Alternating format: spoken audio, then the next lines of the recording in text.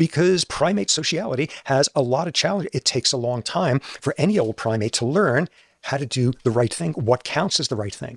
And for other primate species, frontal cortical maturation is mostly about, it's going to take a long time to get the social experience to be good at game theory, to understand dominance hierarchies, to understand affiliations, to understand when it makes sense to cooperate, when it makes sense to cheat, when it makes sense to optimize by stabbing your coalitional partner in the back. A lot of what the delayed prefrontal cortical maturation in all the primates out there is just getting good at social strategizing. And no genes can specify that. You got to have some of the things that primates are really good at, which is observational learning, social learning, and a long learning period where your brain is still being wired up in this very important area. You get to humans, and obviously delayed frontal cortical maturation is very important for learning by experience what game theory strategies, when to cooperate, when to cheat, all of that. With humans, we've got an additional thing that no other primate does out there, which is we have to learn the culture-specific hypocrisies, the culture-specific rationalizations. Thou shalt not kill.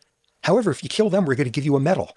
Whoa, that can cross the wires of a plain old rhesus monkey. Doesn't that seem contradictory? Know how to learn. Don't lie. Don't lie. But lie if grandma has brought you a present that you already have. Don't tell her you already have it. Wait, that's lying. No, that's an okay lie.